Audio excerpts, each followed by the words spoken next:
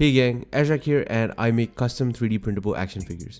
In today's episode, we are taking a look at my custom 3D printed Dark Detective action figure. We'll go through all the details that I've added into this figure, all the alternate parts and pieces, what paints I used to make this figure, and also a 3D printable diorama piece that I've added into the figure as well. So we'll get into that in a bit. But let's get some housekeeping out of the way.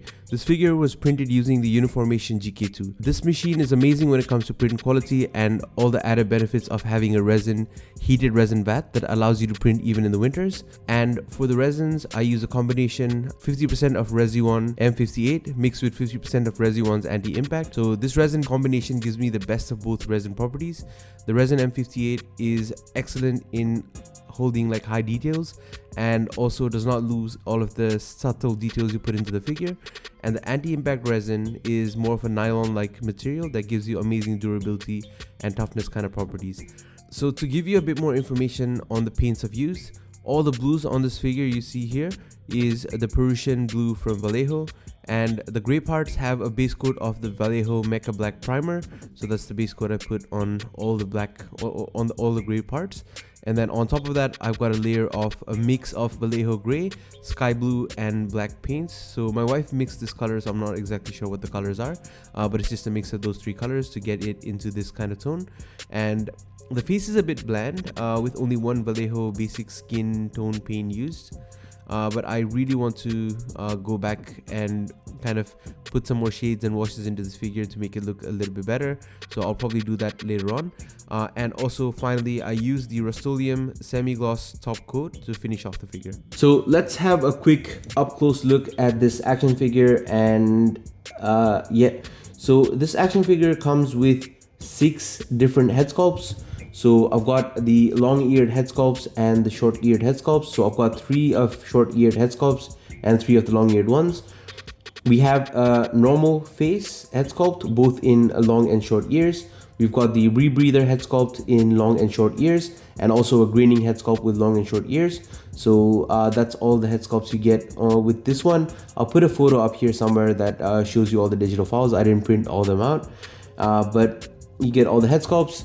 In terms of the cape piece that's printed out, you get the spike version as well as like a smaller version that you can use when he's not got the cape on. So it's just variations that I wanted to add to this figure.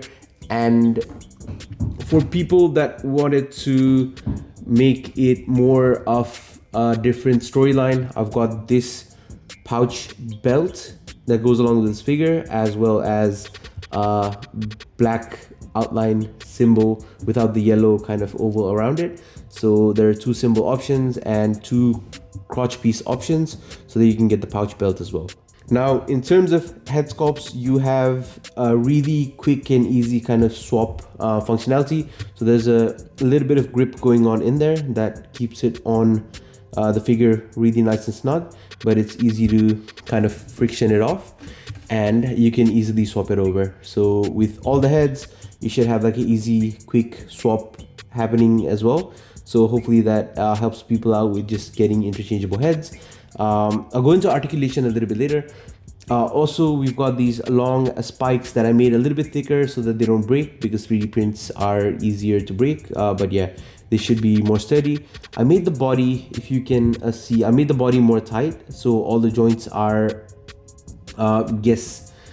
more closely or less gappy, and I think it looks alright. I've done a little bit of update to the thighs as well, because I've had a lot of comments from people where they've said that the thighs were jolting out too much.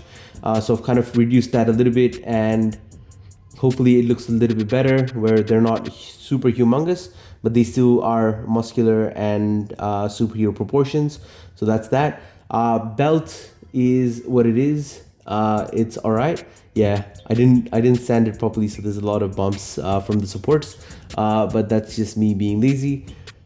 And there are some print layer lines here as well, because I don't know why they were just print layer lines. It's really cold in Melbourne, so I think that's what caused it. So there are some print layer lines there as well. And the cape I handmade and hand stitched myself, so I'll do maybe a tutorial video on the cape a little bit later. But that's the entire action figure, and just all the details I put into it. So yeah, I guess one other thing I can go into as well. So with the hands, they are swappable, and we've got a few extra options. I'll put them on screen now, but there's one cool option where you can put in a hand with the grappling hook. So yeah, if you were wondering, I think it's pretty cool. So that's something you can do with the figure as well. All right, so let's get into the articulation on this figure. So the head sculpt, or the head, can move up that much up, can look down about that much, can go side to side, rotate 360, and because it's like a more of a not snap peg, it's more easy to remove and replace. You can basically do anything you want with it without having to worry about any scratches or dings or anything like that, and it's super simple to swap again. I like the longer ears, so I'll just put the longer ears on this guy again, but yeah, that's what it looks like. In terms of the shoulders, they can go up about it should be more than this, hold on, it should go up about that much, and there is a little bit of butterfly movement in there as well to give it more posability. He can come all the way back down. There's a bicep swivel that can do that. Double jointed elbows, which go that far in. The wrist joint can go all the way around, and also there is some wrist action with a ball peg. So the paints here are a little bit less clean because there is it's not grinding. I just didn't paint it well because I was worried about layering that up too much, and then the paint actually making the joint stick.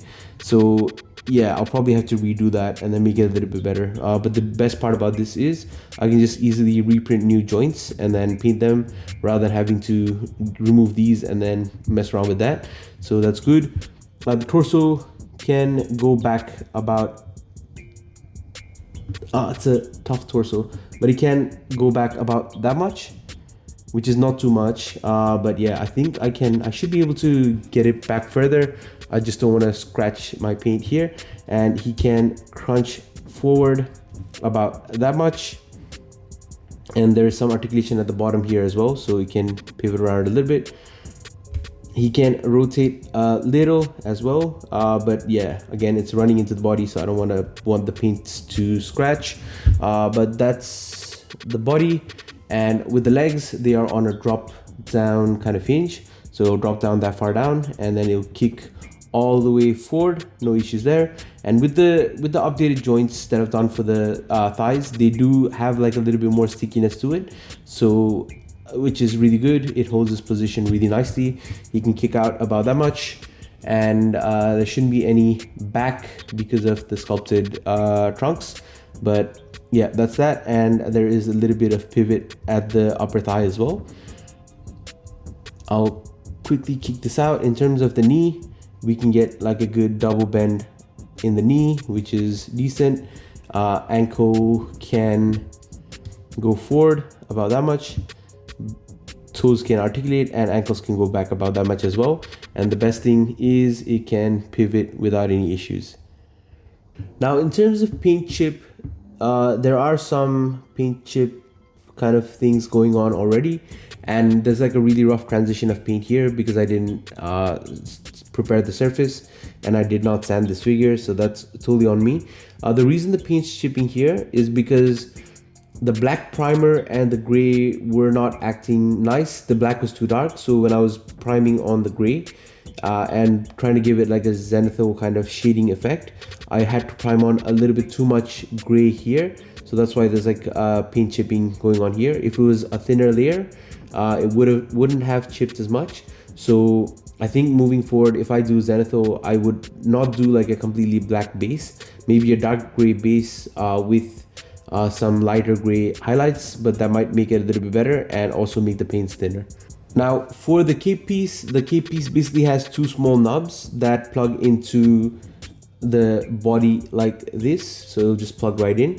And it should also, if you cut your fabric correctly, it should also hold on to the cape whilst sitting inside the body, so that's what it will look like. Unfortunately, I don't have the neck and the back for this, but yeah, that's what it will look like, and it will just sit on top. And there's some allowance for the cape as well if you need. And if you don't need the cape, you can just push it all the way in, and there's no seam. But yeah, that's how the cape works. So let's kick things off with our height comparison section. Here we have all of our Marvel Legend action figures. On the extreme left here, we've got Shriek, Black Panther, Vulcan, and Moonstone. So I want to make these guys like customs. So all of these Marvel Legends figures are going to be DC Legends at some point. So on the extreme left, Shriek, I want to make her a Catwoman. Black Panther, I want to make him a Batman action figure. I want to do like a DC UC kind of black on black Batman. Vulcan can possibly be Superman, and then Moonstone I think would make like a good Power Girl. So I'm looking at options and ways to make that happen. I want to do a 3D printable kit so we can convert these guys into DC figures. But yeah, I'll keep you guys posted on how I go with that. Next up, we've got some base 1/12 scale bodies. We've got the GW Toys G001 body on the extreme left, and this one is the V Toys 0 action figure body. So I think similar in scale, but yeah, I did like a whole bunch of fabric customization back in the day, so I might get back into that as well, because action figures, they're kind of like a passion for me, and I'm just finding more love for them again. So I might start doing like cloth figure customs again as well. So next up, we've got a bunch of different Batman action figures. On the extreme left, we've got the McFarlane Toys Nightfall Batman that released I think last year. We've got the DC UC black on black Batman with a custom cloth goods cape, and that's the version of Batman I want to make with the Marvel Legends Black Panther body. Right next to our figure, 3D printed figure, we've got the Mezco Sovereign Knight Batman action figure, and on the extreme right, we've got the DC Icons Rebirth Batman action figure. So next up, we've got the McFarlane Azrael Batman that is in the armored suit, next to the McFarlane Azrael Batman when he first kind of starts out being Batman, John Paul Valley in Batman suit. So those are the two versions I want to showcase as well. The reason I've brought this out is because one of my Patreons requested to get like a height file, which is basically this action figure. It's completely in one piece, but it's like a low poly file that you can scale to make different sizes. So that basically will help you size this to be taller or smaller or whatever. So this is available for both the smaller action figure that's in 5-inch scale as well as the 6-inch action figure. So you can basically take any file, scale it up and down, and then you have a block file or one singular low poly file that you can use to measure how tall you want it to be. So hopefully that becomes a thing and people are easily scaling figures as well. But see how you go. Just wanted to mention that as well. But I'll put some videos on as an overlay so you know what I'm talking about. All right, something I wanted to mention before we move on to the Mafex comparisons. I did a diorama piece for this guy to go along with the figure as well. So I've done that for the last figure as well as this figure. I'll put some video overlays on top so you know what I'm talking about. But it's basically diorama pieces that will add a little bit more character or just a little bit more presence in your shelf. Moving forward, I'm planning to do a diorama piece whenever it makes sense for an action figure. But yeah, that's something I wanted to highlight before we move on to the Mafex. Alright, here we have it, the Mafex action figures. On the right, we've got the Nightfall Batman with the extremely long ears. I just prefer the long ears with the pointy cape version. And on the left, we've got the Mafex Hush Batman. This guy started it all for me. I don't know why, but I just really appreciated how this guy looked. The aesthetics of it, everything basically just drew me in and did not let me go. So when I started making my own action figures, I felt like that was kind of the prototype that I wanted to follow, and well, this is what you have now. So I think it's very comparable to the Mafex line. The ground is a little bit uneven, so yeah, it's a diorama piece from Extreme Set, so that's probably why he looks a little bit taller than this guy, but in reality they're all almost similar in height. But yeah, the inspiration to all my figures, the Mafex figures, amazing figures. I just really love Mafex. I buy every single DC Mafex figure that comes out. So yes, yeah, that's the line I wanted everything to fit in with, and I think it does. So I'm really happy with how this turned out. So before we move any further, here is the first segment of my shameless plug, where I wanted to take you through some of the other action figures I've printed and painted. There are more, but I just got these guys because I couldn't fit everyone in frame. I'll do another shot with more action figures in there as well, and this time we'll do unpainted figures. But yeah, all of these guys are available on my Patreon and Calls 3D store pages. So if you want to download these files and print and paint these action figures, check my Calls and my Patreon store out. These guys are pretty cool. I think like I've just been printing and painting these guys relentlessly, and I've got like quite a catalog of figures now, so I'm really happy with how they're turning out. There are a bunch more that I plan to do as well, so stay tuned. But yeah, I just wanted to show you a glimpse of what I have so far. So here we have all of my 3D printed action figures, painted and unpainted, just sitting here chilling out. I think that it's looking like a really cool lineup, quite a lot of figures. So if you want to have a crack at printing any one of these, check out my Patreon and Calls 3D stores. But yeah, quite a lot of figures now, and I'm really happy. So there you have it, guys, a quick look at my custom 3D printed action figure showcase. I hope you enjoyed this video. And again, this figure is still up for grabs as a Patreon reward if you join my Patreon this month. And yeah, I hope you enjoyed this video. I think I just wanted to showcase all the different things I've done with this figure, all the different parts it comes with, the diorama piece, and just go through how I painted it and all that as well. So hopefully it was informational and also entertaining for you guys. I'll keep making more action figures. I think ultimately, honest opinion, I think it turned out really well. There are some things with the articulation that I want to do better in a future action figure, but that's the goal of this channel, and that's the goal of basically me making action figures, just continuously improving.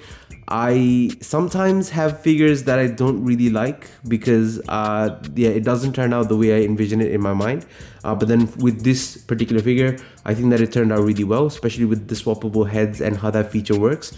I'm really happy with how it turned out. And yeah, ultimately it's a cool looking action figure for my action figure shelf. And I guess if you have other Mayfex action figures or other similar lines, it will be a complimentary figure. So if you guys want to try it out as well, feel free to look at my Cults and Patreon channels. But other than that, I wanted to thank all of you guys for watching, and a special shout out and thank you to all of my Patreons that have supported me on this journey. Without your help, I probably wouldn't be doing this. So thank you so much to all of my Patreons, and I hope you enjoyed. I'll see you guys next time.